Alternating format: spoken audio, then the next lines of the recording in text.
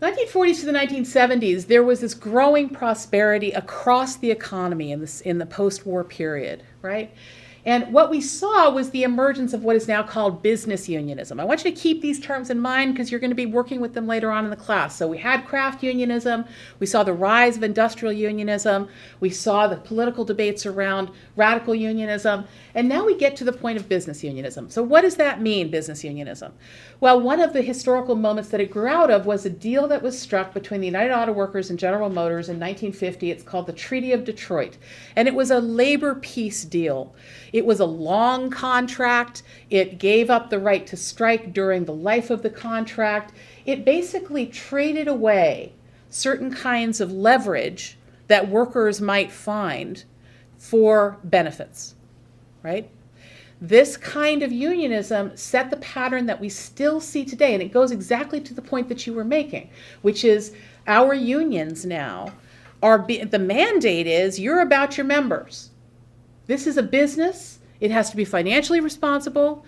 It should be politically savvy, but fundamentally your union is about your pocketbook. Well, that kind of idea about unionism grew out of this very prosperous period. There was money. People were getting good jobs. And so unions were like, sure, we're not going to get in political fights because remember, they're already not interested in challenging the structures of capitalism. We don't need to get in big fights about this. We're just going to negotiate contracts that are going to do really well for our members. And at the time, it made sense, right? You, of course, have the story of Rosie the Riveter and women who were able to go into these high-wage manufacturing jobs during the Second World War, only to be told after the soldiers came home, that's okay, dear, we don't need you anymore. Think about Rosie. Maybe she needed a public sector job. And you know what? That's where a lot of them went. So we need to start thinking about what this period of time, this period of tremendous prosperity. Look at this chart. So 30 years of shared prosperity. So between 1947 and 1979, every sector of the wealth strata grew. The bottom 20%, their wealth increased 116%. The second 20%, 100%. The third 20%, 111%. The top 5%, their wealth only increased 86%. Poor folks. This was a time when the rising tide really did lift all boats. And if we put the 1% on here, you wouldn't be able to fit the line on the chart. It would go right through the ceiling. So during this period of time between anti-communism, between the boom of the U.S. economy from post-war reconversion, between the fact that collective bargaining was now under law, it makes sense, right? Why unionism became what it did. It was responding to prosperity. It was responding to political pressure. It was responding to the fact that the employer was now required to come to the table. And look at it. It's a beautiful thing. A little bit later on, I'm going to show you what it's looked like since 1979. So this kind of gives you a context for what I want to spend the rest of the time talking about, which is you. Public sector unionism, how it fits into this overall historical and economic picture, and why you guys are so important as emerging leaders. Take a look at this chart. The yellow line is private sector unionism. The red line is public sector. What's going on here? As private sector unionism has declined, public sector unionism has risen, dramatically so. If you're looking, as far as I'm concerned, to the single strongest answer to the question, why are public sector unions under attack? This is why. Because public sector unions have become the place where the voice of organized labor is loudest. Private sector unions, the percentages have dropped so far at this point that for the most part, they don't have a lot of political clout to wield. Look at the numbers. In the United States, in 1973, 24%, remember the height was 35%, so by 1973 it had already dropped significantly. 24%. 2015, 11.1%. If you take out the public sector, in 2015, 6.7% of the private sector is now unionized. Look at the public sector numbers, right? In 1973, 23%, this was overall, were unionized. 2015, 39%. Public sector unions have gone through a massive growth in the post-war period. So I'll give you a few more numbers before we start talking about your story, really. So you can see that New York is where the highest percentage of public sector workers are covered by union contracts, almost 74%. Oregon's down here at number 8, still pretty high, almost 60%. This was in 2012. But you could see from the previous slide that even in the public sector in Oregon, union density is dropping. Okay? So this is a very powerful story, and this is the reason why your unions are so important to the broader political scene, to the broader economic development. And this is why you guys are under attack.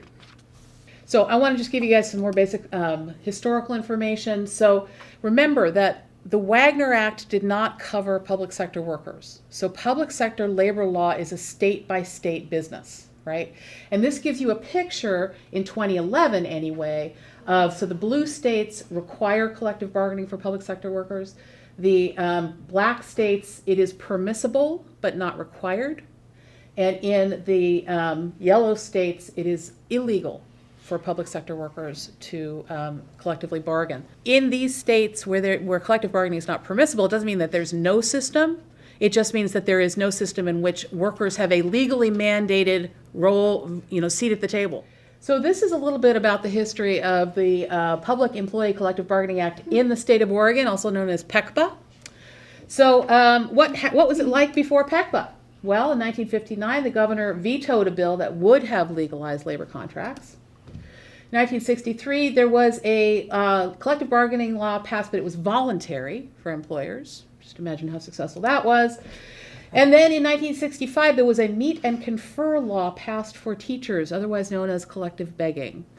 And I'm sure that Susan can tell you more about this in terms of the history of your own union. Teachers were essential to the development of this political process in the state of Oregon. Without teachers, this would not have happened. Okay, so you guys are incredibly important to this. And then in 1969, there were bargaining laws passed, but they left huge loopholes for employers, which is why I put in the little cartoon. So loopholes are the breakfast of lawyers. We then got to PECBA, okay, and it became a comprehensive bargaining law. So in many states, unlike the Wagner Act, which was one big law that got passed, state-based public sector bargaining rights are very messy. They get passed piece by piece. They get passed for one specific group of workers, but not other groups of workers, right? So it's a complicated story. But what made PECBA a comprehensive bargaining law? So it was one statute, like the Wagner Act, that covered a broad range of public employees. It gave the right to organize. It created the duty to bargain for the first time. It created the process of unfair labor practices, which is something that happens at the federal level, actually I think ULPs were created by Taft-Hartley. But in any case, so when the employer breaks the law in labor relations with a union, you can file an unfair labor practice charge. There is actually an agency, the ERB, which is empowered to enforce the PECBA, and there is dispute mechanisms, right? So this is the big victory. This is what public sector victory looked like in the state of Oregon. And you guys your predecessors were completely essential to this. And there were a number of public sector labor actions that took place in the early 1970s that pushed the envelope. The Oregon Nurses Association took a radical job action at what is now OHSU. Laborers Local 483, which represents workers in Washington County, took radical job action. The Klamath Falls firefighters took radical job action. And there was the Hillsborough Education Association strike. How many of you have ever heard of this? The Hillsborough teachers were in negotiations, and here's a really interesting part of this story. The primary strike issue was a short contract. They wanted a 1 or 2 year contract. Can you imagine why in the early 1970s workers would want a short contract? What was going on? Inflation. 8.8% inflation. The Hillsborough School Board wanted a 5-year contract. But the teachers understood that if they locked themselves into a 5-year contract with that wage scale, they were going to end up losing money because inflation was going to cut into their wages. So they did a 3-day strike. It was an illegal strike. They did not have the right to strike under law. And you're going to see this is going to become a theme in the development of public sector unionism, illegal strikes. Over 80% of the teachers in the Hillsborough School District went out. They were out for 3 days. The Oregonian actually editorialized in favor of the passage of PECBA as an outcome of the strike. The president of the school board said of the school board, there are 5 men who have steak on their plates every night kicking around a group of people who can hardly afford hamburger. That's the teachers. That's you guys. There were, in Eugene in 1973, there was also a teacher strike, and some teachers were arrested at that time. And the early teacher demands, it's important to think about what these were. They were looking for step systems. They were looking for tenure. They were looking for pensions. They were looking for training. They were looking for paid leave and benefits. You guys have all that stuff? This is what your union has garnered since 1972. So the issues that you guys are primarily facing today, issues around workload/class size, right? These did not emerge until about the 1980s when we began to see the slashing of public sector budgets, okay? So in the first decade, I would say, of your union and of public sector unionism in general, there was tremendous progress made. And the fundamental aspects of the benefits that you receive under your contract were won in that decade. And there was radical job action that had to be taken in order to get it.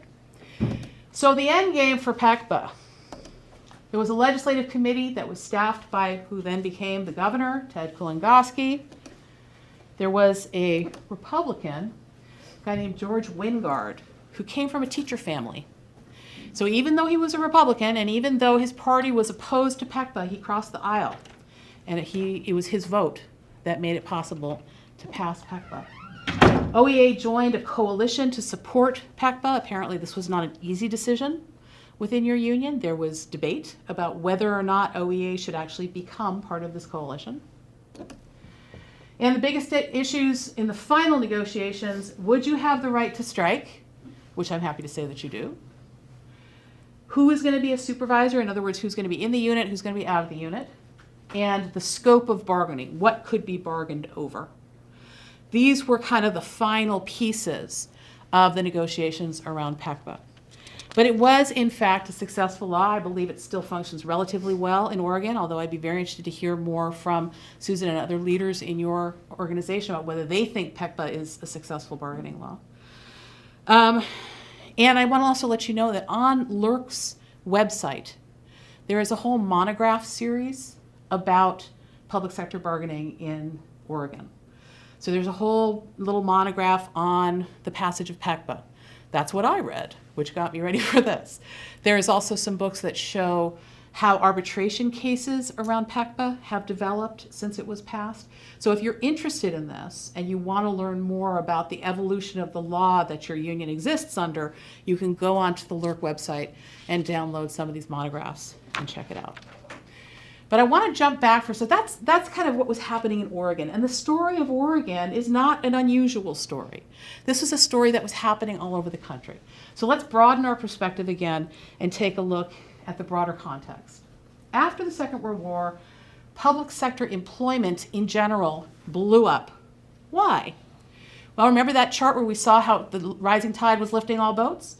It also meant that there was tax revenue for LBJ's War on Poverty, for the Great Society program. What did we get from the Great Society program? We got Medicare, we got Medicaid, we got financial assistance for college, we got civil rights, we got voting rights, et cetera, okay? All of these aspects of the Great Society programs created new public sector infrastructure. So jobs became available. And oftentimes, people who got those jobs had been excluded from middle-class wage jobs before. This was when African Americans went to work for the Postal Service, for instance. This was a place where those jobs became available. Women were able to get decent paying middle-class wage jobs in the public sector. And this was the broader context, right? So you can see some numbers for you. State and local government employment quadrupled from 4 million workers in 1950 to 12 million in 1976, 16.5 million in 2009. In 2010, 8.4 million government workers were represented by unions, and it gives you some statistics: 31% at the federal level, 35% at the state workers, 46% of local workers. So the context for the development of your unions was economic prosperity, which also gives you another reason why your unions are now getting squeezed, because we no longer have that economic context, right? It was also during this point that the workers' rights and civil rights were very much connected to one another. I want to show you a short film. In February 1968, in Memphis, Tennessee, some 1,300 sanitation workers, members of Local 1733 of the American Federation of State, County, and Municipal Employees, began a strike. This wasn't an ordinary strike. We forged together a coalition of the religious community, the civil rights community, and the labor movement. It was a struggle for freedom, for dignity, for decency, for equality. Back in those days, we had to do this to live. The treatment that we were getting. Sometimes I just feel like tears are coming in my eyes. And we just got tired. We had meeting and discussed it and said, we're going to do something about it. Said there ain't but one thing to do, is just to make our move. And you know, a man has got to have a strong mind to go out in the street, leave his job, and go out in the street. We felt like we would have to let the city know that because we were sanitation workers, we were human beings. The signs that we were carrying said that I am a man. Then we was going to demand to have the same dignity and the same courtesy any other citizen of Memphis has. We are saying that we are determined to be men. We are saying that we are God's children. After a few days, we found that the strike was more than just a recognition and economic strike. It was a social struggle in this society. We talked, they didn't listen. Management and the establishment here wanted no relationship with unions whatsoever.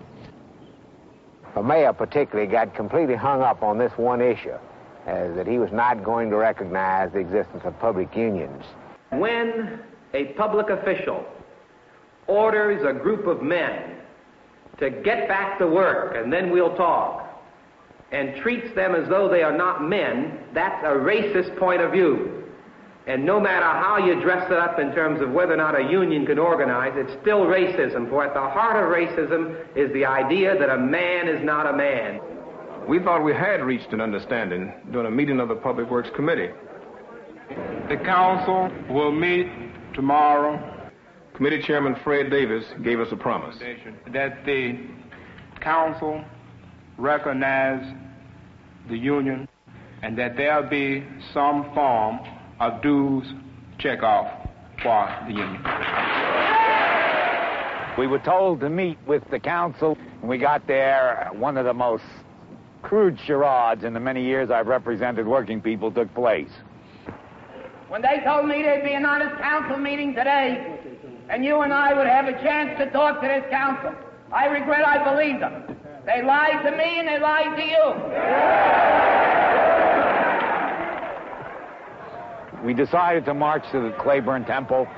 And as soon as we got out there, some of the police officers, not all of them, began hassling some of our folks, and I remember intervening and promised them faithfully that these men did not believe in violence, that the union did not believe in violence.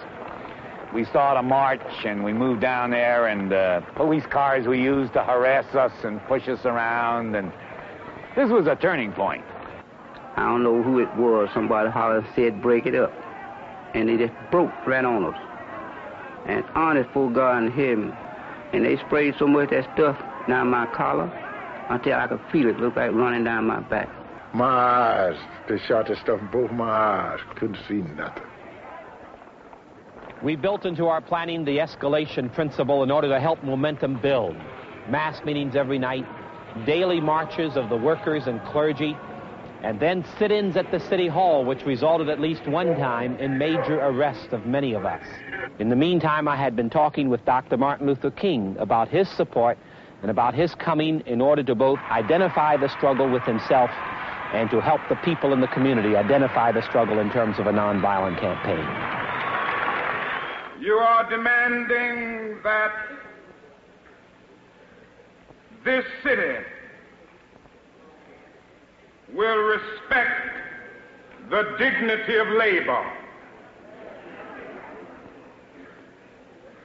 So often we overlook the worth and the significance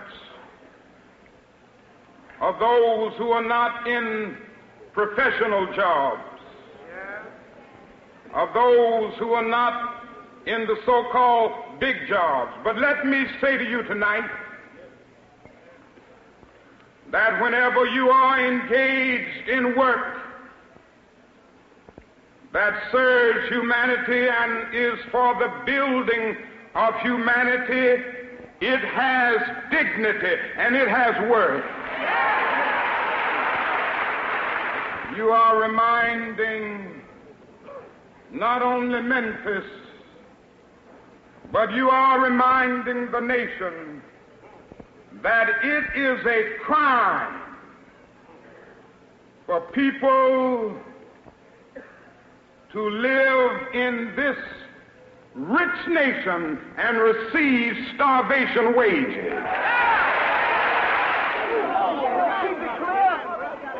On March 28th, Dr. Martin Luther King led a march here in Memphis in support of the sanitation workers. This was one of the few times when his staff did not organize the march. Some of the young people saw this as an opportunity to demonstrate their frustration in what they considered the slowness with which the community leadership was moving. They began to break out windows and disrupt the march. This gave the policemen an opportunity to move in, to break up the march in an effort to discredit Dr. Martin Luther King and the local leadership. When we came back downtown the following day, really to be confronted with tanks and half-tracks and jeeps and National Guardsmen with bayonets all over the place, it really sort of provided the classic kind of confrontation between striking workers with nothing more than a picket sign and really what was the might of the armed forces of this city. And it was frightening in one aspect, and where the least bit of wrong action could really have triggered a situation that would have been tragic for many people. Somewhere I read of the freedom of assembly. Somewhere I read of the freedom of speech. Somewhere I read of the freedom of press. Somewhere I read that the greatness of America is the right to protest for rights.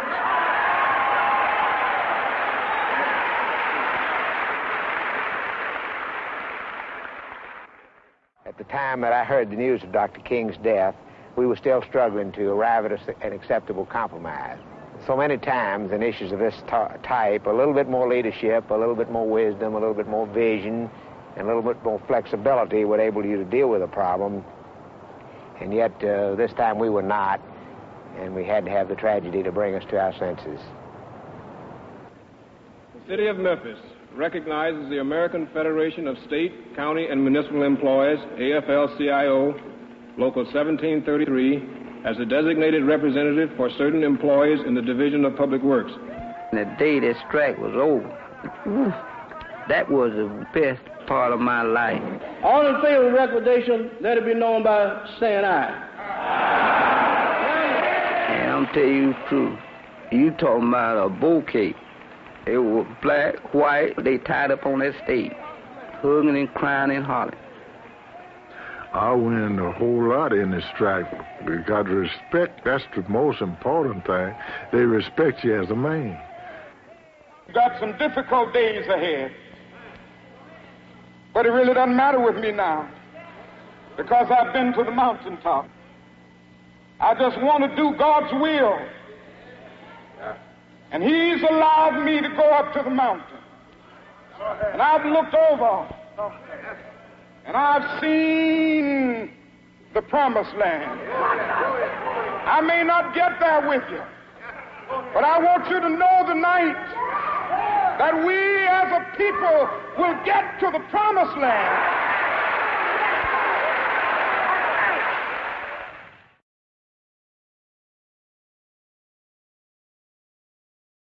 The thing that I think is most important for you to think about in terms of the Memphis sanitation workers strike, this was an illegal strike. These workers did not have the right to a union. They did not have the right to strike. So this theme continues on through all of our labor history. And I can tell you more, there's more details on what they were asking for and what they won. But ultimately, this was about recognition.